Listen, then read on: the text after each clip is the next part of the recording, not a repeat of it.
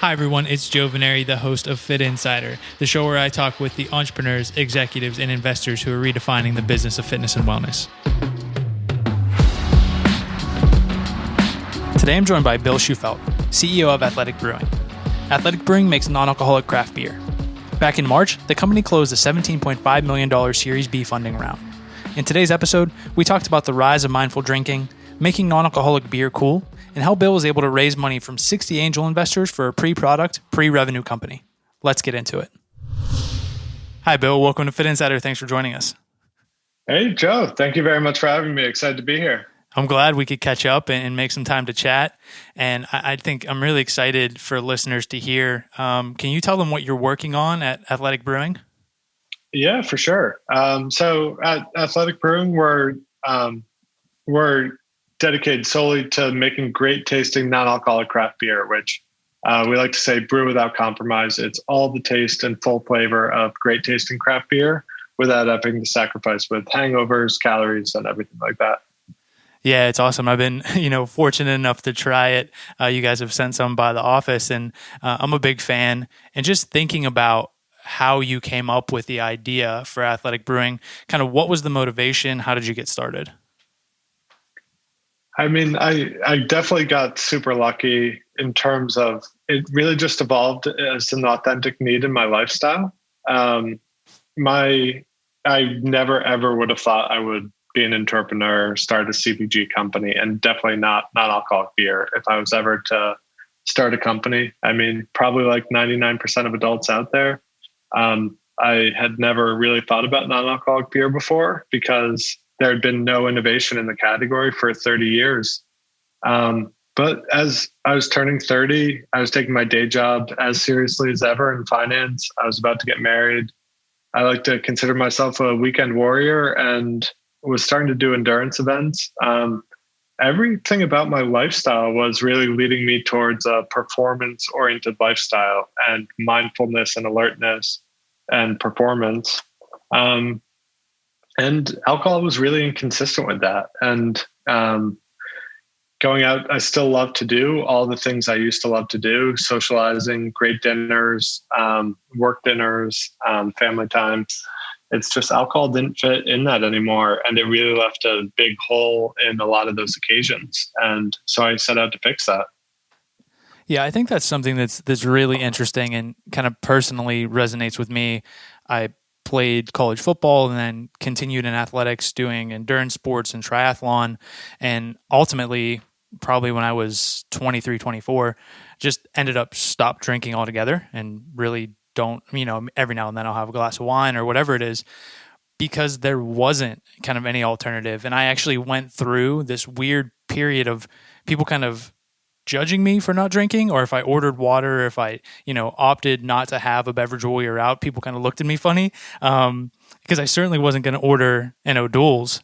So when you were going through this, did you think, hey, there's a huge market here that we're going to take advantage of and we're going to provide something for these people? Or was it more just scratching your own itch? This is what I would personally want, and started working on it. Yeah, it's very similar to your experience. I think the big myth out there too is that everyone drinks. The beer liquor world is so incredible at advertising that they would have you think that everyone drinks at least one drink every night of the week and then a few drinks every weekend night, where really 50% of adults barely drink at all. 50% of adults have 0.1 drinks or less per week, and 80% have one drink or less per day. So all the heavy alcohol consumption is really in the top 10%. But of course, I definitely didn't know that. And as I was going through the experience of scaling back on my drinking, which was a really positive life choice and came from a really good place in my life. And it was all about eating good and feeling better and being more mindful and quality time with friends and family. That it put me in this penalty box. And like you said, everyone would ask, why would you ever order no duels? Why would what happened? Are you okay? And I was like, yeah, I'm fine. I'm like the best I've ever been. So it was that dichotomy where I was making such a positive choice and it was putting me in this penalty box of not having anything good to pair with dinners and being in this weird social spot. That really set me out on my journey. It wasn't until way later that I realized what a good potential economic opportunity it was. And so, I mean, after I had the initial idea, I started thinking about it and talking about it. And it was my wife who convinced me it was actually such a great idea. And I did about 2 years of research, realized that there's an incredible non-alcoholic beer market worldwide. Basically, the only place there isn't a great non-alcoholic beer market is in the United States, or at least a few years ago. And so, but it aligns so well with health trends and preferences and mindfulness trends that I knew economically it could be huge. But at the same time, that didn't have me excited enough to quit my job. I was still just researching and doing it as a hobby. It was when I connected the dots with the help of my wife that I could take this impact that I'd had on my own life and take it to tens of millions of people if we just made non-alcoholic beer cool, if we made moderation cool, if we blew up that social stigma that we both talked about. And so that's like, once I realized the impact it could have, I immediately knew it was my life's mission and quit my job 2 days later and have really never looked back. Yeah, that's an amazing kind of mission to work on, thinking about helping people live a healthier lifestyle, maybe in this roundabout kind of way that you wouldn't imagine. You said you didn't imagine starting this company. And I think a lot of the things we're talking about now is like this intersection and the emergence of the health and wellness lifestyle, abstaining from alcohol being a part of that. You know, you have different devices that are tracking sleep that now show us just how detrimental drinking can be, in addition to, you know, all the other health impacts. So there's kind of this growing demand for alcohol alternatives. When within that process, kind of did it become apparent to you that, hey, I'm onto something? You mentioned seeing it maybe in the international markets, but having those conversations, you have to hire early stage employees, potentially raise money, quit your job. So when was it like, this is something that I can push all in on? Well, it was definitely impact driven, but I think the best sign for the economic potential of it and like the real first mover advantage was everyone on the outside I talked to was immediately excited about it. My family, my friends, even my heaviest drinking friends were like, yeah, if it tastes good, I would drink those every night of the week. But then when you talk to anyone inside the industry, everyone was telling me it was a stupid idea. No one wanted to work with me, that it would never sell. And like really nice comments, but like people advising me that there is no market and no hope for it, so don't do it. So like there's this huge difference inside the industry and outside. And that made me just realize that there's a huge unmet consumer need out there. And we're definitely also not like a prohibition parade as a company, and we're not out to like stand on the soapbox and preach sobriety. The world is a super stressful place, and alcohol has a great place in social occasions and de-stressing in the world, as long as it's used in a safe way. And there are incredible companies out there making incredible beers, wines, and spirits that all deserve to be celebrated. It's just not for everyone. It's just not for all times. And it's really pretty inconsistent in a lot of ways with the modern lifestyle, where it's almost table stakes these days that almost all kinds of foods, except for the very indulgent, are healthy, good for you, and fuel as well as food. And alcohol really checks very few of those boxes, except indulgence.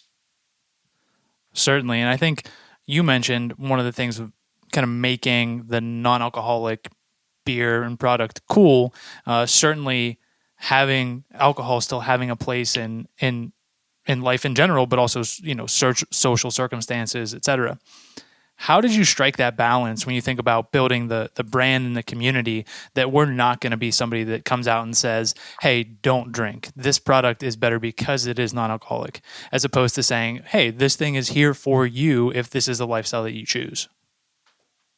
Yeah. And it's something that I'm a huge supporter of the help that communities do for recovering alcoholics, and it's definitely serious work. But I don't think like stopping drinking should be something that people are ashamed of and have to hide. I think it should be celebrated if it's and as the positive choice that it is. And we really wanted to take non-alcoholic beer from being something that people turn the labels inside their hand and were shy about to something that they were excited to share about and they're proud to hold, and they want to tell the story behind it, or how the beer in their hand is helping donate money to trail and park cleanups, or the workout they have the next day, or that they're just going to pick up their family after the round of golf or something and don't want alcohol. So we really intentionally tried to take non-alcoholic beer from being this penalty box beverage that people were ashamed about and would pour in a different glass to something that was positive, aspirational, and really almost like viral in the community in that way, where people got a fulfillment from telling other people about it. And do you think, well, I guess, what do you attribute that success to? I think you guys have done a fantastic job of building community. It's certainly, when you look on social media, when you think about the demand that is there for the beer, I think there's maybe been a couple of times where you've sold out, or it's been, kind of on back order. What do you attribute that success to with the community? Yeah, I mean, we're super thankful for our community. They've definitely been with us through a lot of growing pains. We've always, even when we're super, super small, tried to get our beers out to as wide an audience as possible. And sometimes those beers sold out in 30 seconds and we'd feel terrible about it, but at least it would be getting out there. But yeah, I think marketing for athletic has always been so easy because it's authentic and it's just to our lifestyle and we're just speaking to our community. And I think that's what makes it exciting too. We don't have to pretend anything because this is who we are. And we started pouring beer we started like teaming up with Spartan and all the events we're doing because we were running those races and we liked to run it and have a beer after, and our beer just wasn't at the finish line. And so it's really been easy that way, in that we're not like, so many companies are trying to market something that isn't consistent with what their company ethos is. Or I know we're going to see a lot of non-alcoholic beers that are just single line SKUs for bigger beer brands that mostly do alcohol. And it's really easy for us because this is all we do and it's authentic. So we've definitely never had any shortage of marketing ideas, that's for sure. Yeah, two things that I thought were very interesting and from the outside looking in, exciting, are the ambassador program, and you kind of alluded to it, the trails program. Can you speak to those and kind of the impact that they're having on the business? For sure.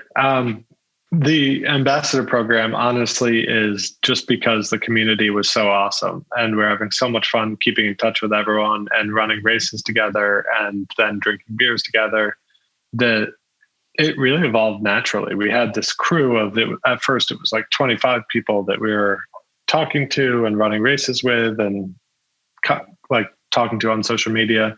And then before we knew it was 50 and 100, and we were overwhelmed. So we really wanted to make it a program so that it was a bit more organized and we would do justice to how great the community was.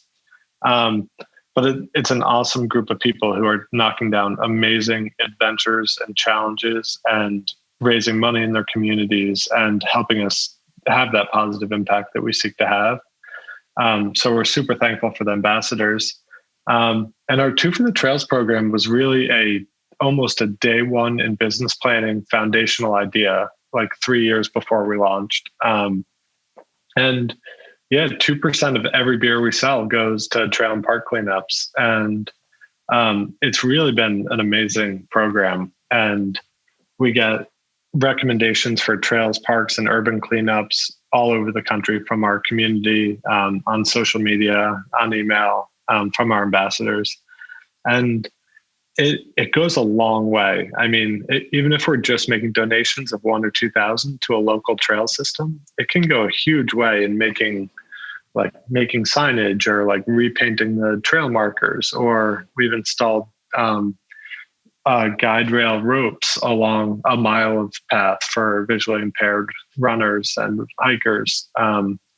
We've moved 1,000-pound boulders up high on the White Mountains on the Appalachian Trail. So we've had a lot of fun out there doing trail and park cleanups, and so the program's grown to a scale now where we're hoping in 2020 that we'll donate 4% of what the entire US government is going to donate to trail and park cleanups across the country.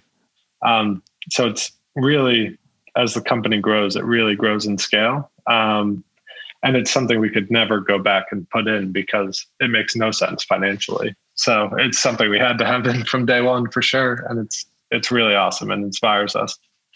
Yeah, that's incredible. And it aligns perfectly with what you talked about, this being an authentic company, that you wanted to have that positive impact, and this kind of being baked into it. It makes a ton of sense, and it's great to see it coming to fruition like this. One thing I wanted to touch on as well, you mentioned, and it makes a ton of sense as well, that coming together, runners, hikers, people who are outdoors, whether it's at the finish line or around a campfire or whatever it might be, and having a beer, and now finally having healthier options that they feel like align with them. How has COVID kind of impacted maybe the marketing and the growth, given that these events and experiences aren't happening at the same rate that they would have otherwise? Yeah, it's crazy. I mean, I probably poured beer at myself 150 finish lines the past 2 years. And then when you add in our teammates, I mean, we were everywhere last year and traveling together and having so much fun, both with our team and our ambassadors and our community.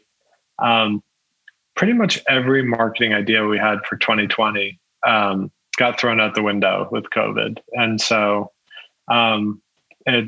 we've been hoping that the world starts to open up and we can start to run races. But at the same time, we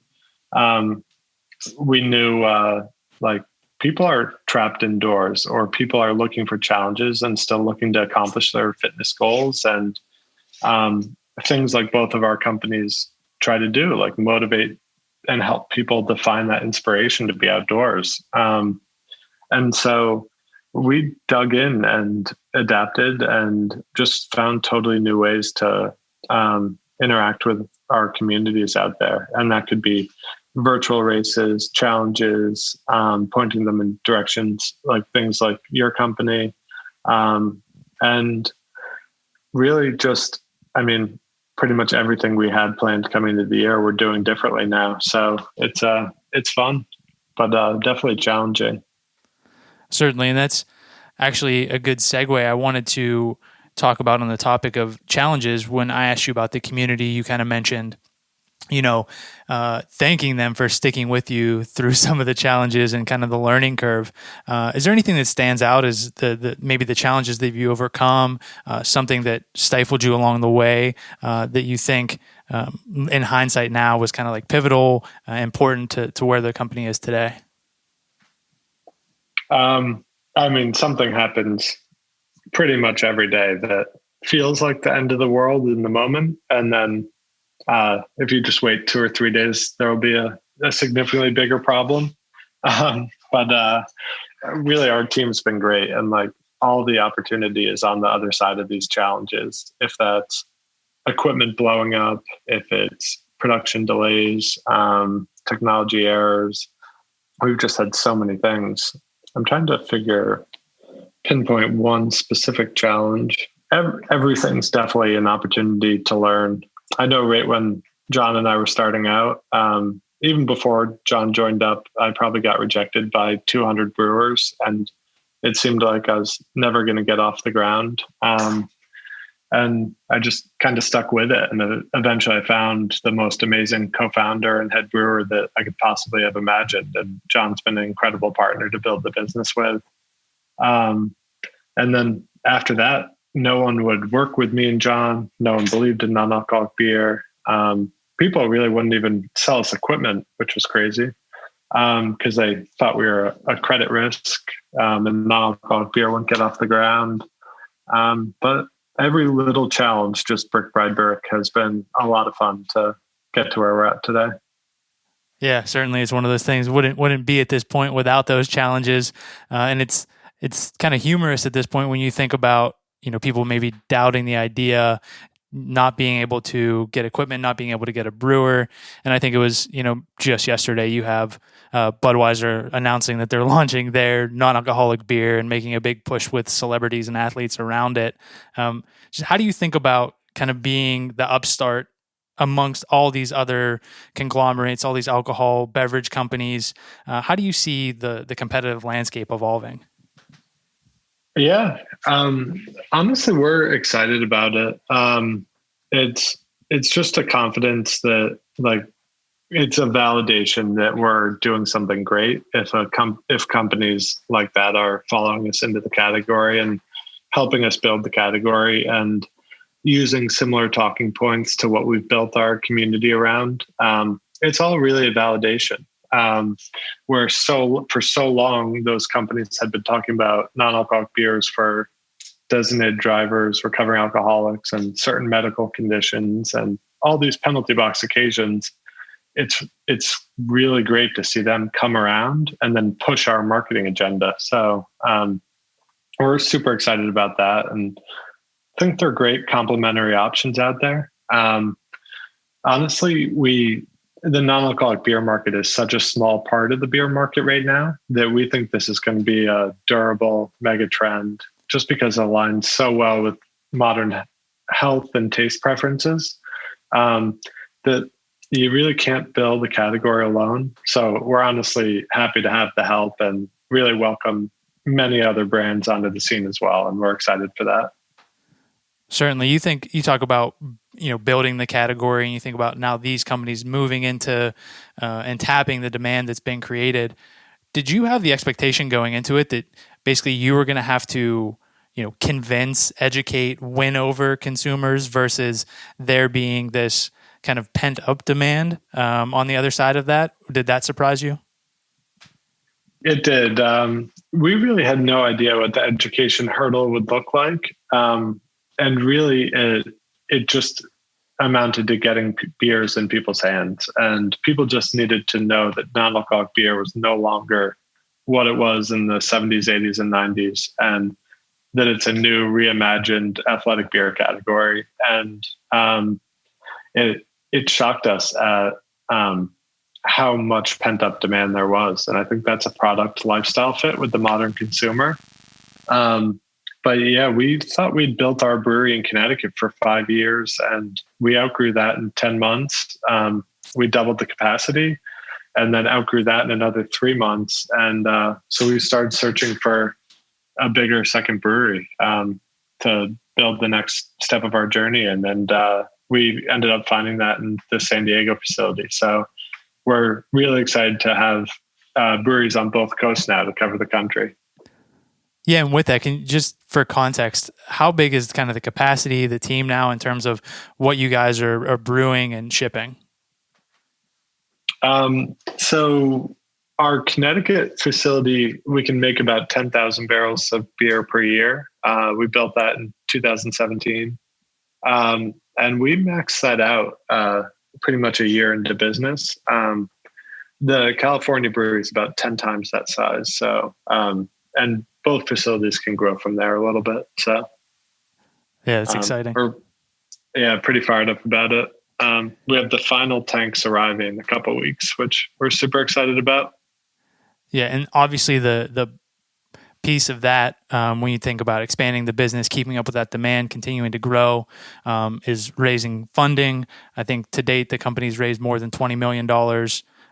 Most recently, the majority of that coming, I think it was in March. How have you approached the fundraising process, and what has that been like, as well as building the business? Yeah, well, we've definitely been really lucky. Kind of like everything in our business. When we started out, we actually didn't have any product when we raised our angel round. So we were pitching the idea of this category, and we didn't have beer yet. We didn't have anything to change people's minds with. It was just the idea of this category and a hope for what it could be. And John and I spent all day home brewing, and then we'd meet with investors in the afternoons and evenings. And we did 120 meetings, got a lot of no's, a lot of We don't do pre-revenue type answers. And a lot of people who just thought we were crazy because we didn't even have beer yet, which I guess we were. But we found an amazing group of 60 investors who totally bought into our mission, the health impact, loved some of the pilot brews we were brewing. And they supported us to build our first brewery and gave us the opportunity to get to the starting line of chasing our dreams. And they've really been there every step of the way for us. They've been active participants on the journey, great advisors, and really a really tight-knit crew. And so every time it comes, it's not a surprise to them when we bring a new goal or a new horizon across their email, because they've been in the loop. And they've funded us every step of the way. So I think they had a feeling that a new facility was coming and bigger goals were on the horizon. And so they stepped right up, and we're super thankful for them. Yeah, I can tell at this point you maybe have told this story a couple of times before and kind of gloss over that you raised the angel round with no pre-product, pre-revenue, and then had 60 angels participate in that round. So I think that's pretty incredible, and just want to circle back to you maybe glossing over it a little bit. Yeah, and it was a lot of small checks that added up to a lot of money. And I'm super thankful for every dollar and every person who believed and everyone who asked tough questions and made us get better. Yeah, there's must have been something in that pitch, and certainly the interest there and the folks that you were able to align with to have them bought into that level. And now I'm sure they're thrilled with kind of the direction of things. We're definitely trying. We haven't accomplished much yet, but we're excited about the direction and the trajectory of the category for sure. And I think we always say it's really easy to give business updates and marketing updates and things like that, because everything we're trying to do is positively impactful. And so it's easy to get behind for sure. Yeah. And kind of looking ahead, as we look to wrap up here, nearing the end of time, thinking about that impact, continuing the momentum, wanting to raise the bar on those goals that you do have, what does the roadmap and kind of the future look like at Athletic Brewing? Yeah. So we expect to be in about 30 states of distribution by the end of the year. But our beer is also easy to get off the website as well. And really, we don't have any financial goals or like any metrics we're looking to hit. But really, the more beer we sell, the more we can donate to trail and park cleanups, the more we can give back to our impact causes, the better quality of life we can provide for our team. And really, the more fun we'll have doing it, and the more varieties of beers we can make and stuff. So it's really mostly community and impact pull rather than us necessarily trying to hit any sort of numbers or anything. Almost like, I don't know if you read the book, The Score Takes Care of Itself. Kind of, if you do the right things the right way, you think a lot of the kind of business impact implications will follow suit. I'm a huge believer in that. Very often in terms of like pencil sharpening and things like that, when you cut too close and try to save money, you end up losing money. I definitely am a huge believer in the flywheel effects of giving your partners good margin and just the positive feedback loop on like a great quality of life for your team and great products and supporting your community and things that aren't necessarily the most profitable, I think come back in spades in revenue growth as well. So definitely a big believer in that. Yeah, and I think also it aligns with what it's been the through line of this conversation is, the reason the community stuff has worked, the reason maybe you were able to get the investors that you did and have been able to grow to this point the way that you have is that authenticity. And it just comes from, this is the real thing that's happening behind the scenes. So like everything you see consumer, world outside of this, like this is real. So it's playing out, which is great to see. Oh, for sure. And it just comes from failing every day and picking ourselves up. And so it's definitely been a lot of fun. Yeah.